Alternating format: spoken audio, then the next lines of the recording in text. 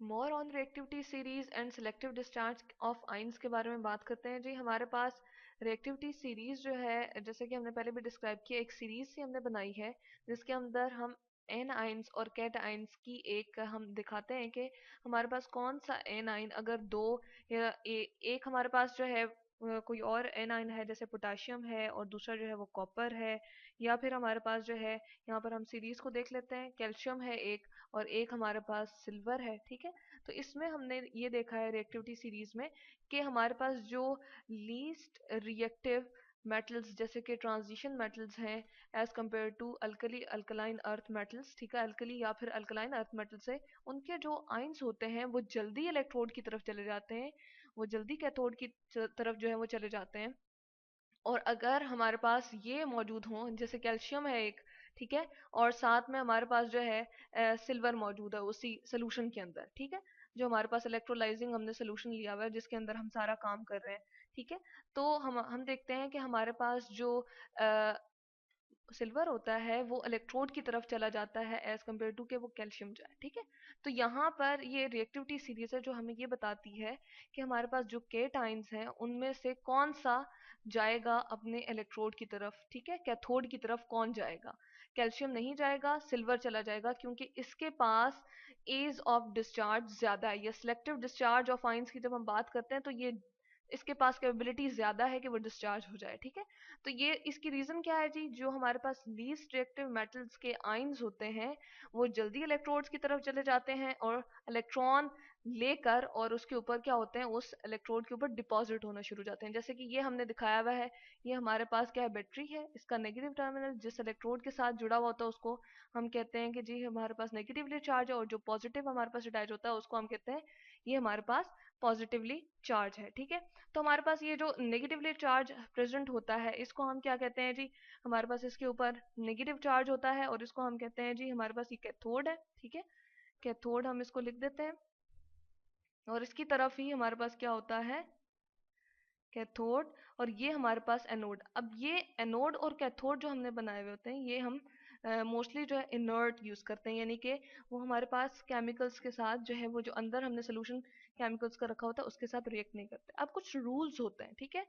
Anions की भी अगर हम देखें तो हमारे पास हाइड्रोक्सिल जो है वो जल्दी से इलेक्ट्रॉन निकाल देगा अपने अंदर से एज कम्पेयर टू आयोडाइड अगर उस सोल्यूशन में पड़ा हुआ हो, या फिर ब्रोमाइड और हाइड्रोक्सल हो तो हाइड्रोक्सल पहले चला जाएगा और अपने अंदर से इलेक्ट्रॉन्स को निकाल के ऑक्सीजन बनाएगा, या फिर क्लोरीन और हाइड्रोक्सल अगर हो तो हाइड्रोक्सल नॉर्मली हमारे पास पहले चला जाता है। ठीक है, जब हम एक्वस सोल्यूशन की बात करते हैं तो हमारे पास हम कहते हैं कि हाइड्रोक्सल आयन जरूर प्रोड्यूस होता है और हाइड्रोजन भी आयन प्रोड्यूस होता है। ठीक है, तो हम कुछ जनरल रूल्स जो है वो सेट कर लेते हैं कि सिलेक्टिव जो डिस्चार्ज होता है, ठीक है, वो हमारे पास किस बेसिस पे होता है। तो रूल नंबर वन जब हम कहते हैं तो रूल नंबर वन हम यहाँ पर लिखते हैं कि हमारे पास पहला रूल क्या होता है, सबसे पहले तो हमने देखना होता है कि कौन कौन से आयंस जो है वो उसमें बनेंगे। हमने क्या करना होता है, आइडेंटिफाई करने होते हैं क्या क्या, कैटाइंस और एनाइंस। आइडेंटिफाई यहाँ पर हम लिखते हैं जी, हमने देखना होता है कि कौन कौन से हमारे पास कैटाइंस उसके अंदर बन रहे हैं सोल्यूशन के अंदर, ठीक है, कैटाइंस, और साथ में किसको जी, एनाइंस को। ठीक है, एनाइंस। जैसे हम सोल्यूशन अगर यहाँ पर ले लेते हैं, लेट सपोज कॉपर सल्फेट का एक्वस सोल्यूशन ले लिया, ठीक है, अब इसमें हमारे पास एक्वस सोल्यूशन में कॉपर सल्फेट की जब हम बात करते हैं, एक्वस की भी हमने बात की है, ठीक है, तो कॉपर सल्फेट की वजह से हमारे पास दो तरह के जो है वो आइंस प्रोड्यूस होंगे। कौन कौन से प्रोड्यूस होंगे जी, जो इसमें से कैट आइन बनेगा वो होगा Cu2+, ठीक है, और एन आइन जो होगा वो होगा SO4 2 नेगेटिव, ठीक है, सल्फेट आयन होगा। लेकिन जब हमने एक्वस की बात की है तो हमें याद रहे कि इसमें वाटर की क्वांटिटी भी मौजूद होती है। ठीक है, यहाँ पर हम देखते हैं H2O, तो इसके जो कैटाइन हाइड्रोजन आइन एक होगा, हमारे पास कैटाइन एक हो जाएगा, और जो एन आइन इसमें प्रेजेंट होगा वो हाइड्रोक्सिल होगा। ठीक है, तो इस तरह से हमने देखा कि हमारे पास जो है जब हम इसकी बात करते हैं, इसको मैं थोड़ा सा साइड पे कर देती हूँ जी, कैथोड को हम एक ब्लॉक में कर देते हैं, इसी तरह से इस एनोड को भी हम जो है वो ब्लॉक में कर देते हैं। ठीक है, तो इस तरह से हमने देखा कि हमारे पास दो तरह के आइंस जो है वो कॉपर सल्फेट की वजह से भी और वाटर की वजह से भी प्रोड्यूस हो रहे हैं। और तो यहाँ पर हमने आइडेंटिफाई कर लिए कि हमारे पास केटाइंस और एनाइंस क्या होते हैं। तो ये रूल नंबर वन हुआ। और इसके बाद हम रूल नंबर 2 की जब बात करते हैं तो हमारे पास वो क्या होता है जी, वो हमारे पास ये होता है कि अगर हमारे पास जो है वाटर मौजूद हो, एक्वस सोल्यूशन की जब हमने बात की है, ठीक है, तो एनोड के ऊपर हमेशा जो है वो हमारे पास क्या बनेगा, ऑक्सीजन गैस जो है वो क्या होगी, बनेगी, ठीक है, O2 गैस बनेगी। कब? जब हमारे पास एक्वस सोल्यूशन होगा, ठीक है, मैं यहाँ पर लिखती हूँ। एक्वस सोल्यूशन की जब हम बात करते हैं तो हमारे पास क्या होता है, UeOUS हम लिख देते हैं, एक्वस, ठीक है। एक्वस सोल्यूशन जब भी होगा हमारे पास तो हमारे पास ऑक्सीजन गैस बनेगी।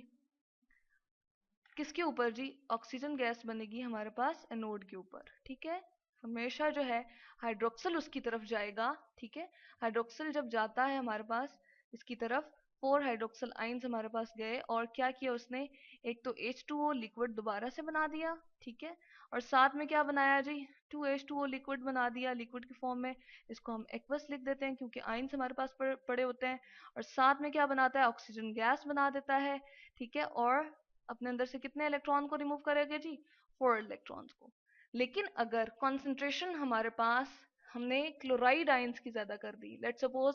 हमने क्लोराइड आयंस बहुत ज्यादा बढ़ा दिए, HCl हमने बहुत ज्यादा डाल दिया, कॉन्सेंट्रेटेड HCl, लेट्स सपोज अगर हमने बहुत ज्यादा कर दिया हमारे पास मौजूद है, तो क्लोराइड आयंस बहुत ज्यादा बन जाएंगे। अगर हमने इसकी क्लोराइड आयंस की क्या कर दी जी, कॉन्सेंट्रेशन, यहाँ पर मैं लिखती हूँ कॉन्सेंट्रेशन, कॉन्सेंट्रेशन अगर हम क्या कहते हैं इंक्रीज कर दी हमने, तो हमारे पास अब हाइड्रोक्सिल के बजाय ये क्या होगा, क्लोराइड आयन इसकी तरफ जाना शुरू हो जाएगा और क्लोरीन गैस जो है वो फिर हमारे पास जनरेट होना शुरू हो जाएगी इंस्टेड ऑफ ऑक्सीजन गैस के। फिर हमारे पास ऑक्सीजन गैस एनोड के ऊपर नहीं बनेगी बल्कि क्लोरीन गैस बनेगी अगर हम इसकी कॉन्सेंट्रेशन ज्यादा कर देंगे। तो एन आयन की जो अब हम बात करते हैं एज ऑफ डिस्चार्ज की या सिलेक्टिव डिस्चार्ज की, तो नॉर्मली तो हाइड्रोक्सल आयन ही हमारे पास जो है वो एनोड की तरफ जाता है, ठीक है। आयोडाइड आयन या ब्रोमाइड आयन या क्लोराइड आयन नहीं जाता, नाइट्रेट और सल्फेट भी नहीं जाते, ठीक है। हाइड्रोक्सल ही जाता है अगर मौजूद हो हमारे पास सोल्यूशन में, ठीक है। लेकिन अगर हमने क्वांटिटी वाटर की बहुत कम कर दी है, हाइड्रोक्सल आयंस की क्वांटिटी बहुत लो कर दी है, और हमारे पास जो क्लोरीन जो कि क्लोराइड आयन है हमारे पास उसकी कॉन्सेंट्रेशन बहुत ज्यादा कर दी है, जैसे HCl था बहुत ज्यादा कॉन्सेंट्रेटेड अमाउंट में हमने दे दिया, ठीक है, तो फिर क्या होगा, हमारे पास क्लोरीन गैस बनेगी, ऑक्सीजन गैस एनोड पर नहीं बनेगी, ठीक है। तो ये हमारे पास रूल नंबर क्या है जी, 2 आ गया। रूल नंबर 3 क्या है जो हमारे पास, वो है जी हमारे पास रूल नंबर यहाँ पर हम लिखते हैं 3। हमारे पास जब हम कैटाइंस की बात करते हैं तो कैटाइंस की जो डिस्चार्ज होती है वो डिपेंड करती है उनकी, कैटाइंस में यहाँ पर लिखती हूँ जी डिस्चार्ज, वो इनकी रिएक्टिविटी सीरीज के हवाले से जब हम देखते हैं तो वो चूंकि बात हमने पहले कर दी है, तो वो क्या है जी कि जो लीस्ट रिएक्टिव हमारे पास मेटल्स होती हैं ना, उनके जो कैटाइंस होते हैं वो जल्दी चले जाते हैं, ठीक है, कैथोड की तरफ, और जो हमारे पास मोर रिएक्टिव मेटल्स के आयंस होते हैं वो नहीं जाते। जैसे कि हमने कैल्शियम और सिल्वर की बात की थी, तो सिल्वर जाएगा और इसके ऊपर डिपॉजिट होना शुरू हो जाएगा, ठीक है। तो ये हमारे पास क्या है जी, हमने कहा कि जो हमारे पास ज्यादा रिएक्टिव मेटल्स होती हैं, ठीक है, जैसे कि पोटेशियम कैल्शियम, और इनके जो आयंस होंगे वो जल्दी नहीं जाएंगे, वो नहीं जाएंगे कैथोड की तरफ, बल्कि जो लीस्ट रिएक्टिव जैसे कॉपर, मरकरी, सिल्वर और ऑरम वगैरह, उनके जो हमारे पास कैटाइंस हैं वो जल्दी जाएंगे कैथोड के ऊपर और उसके ऊपर जो अपना रिएक्शन शो कर देंगे। और रूल नंबर 4 हमारे पास क्या है कि हमारे पास जो सोल्यूशन में पीछे आयंस बच जाते हैं, उन्हीं की वजह से हम कहते हैं कि जो हमारे पास जैसे सल्फेट बच गए और हाइड्रोजन आयंस लेट सपोज बच गए, तो हम कहते हैं सल्फ्यूरिक एसिड हमारे पास यहाँ पर मौजूद रहेगा, यानी कि जो हमारे पास सोल्यूशन का कॉन्सेंट्रेशन होती है H बच गए और पीछे अगर क्लोराइड आयन बच गए, ठीक है, हमारे पास अगर हाइड्रोक्सिल ज्यादा थे तो वो डिस्चार्ज होके उन्होंने ऑक्सीजन दे दी और हाइड्रोजन पीछे रह गए, और इसी तरह से हमारे पास अगर कोई और कॉपर वगैरह मौजूद था तो वो इसकी तरफ चला गया, ठीक है। तो पीछे से जो हमारे पास सोल्यूशन के अंदर आयंस बच जाते हैं वो सोल्यूशन की प्रोडक्ट दे देते हैं, ठीक है। तो यहाँ पर हमने देखा more on reactivity series and selective discharge of ions.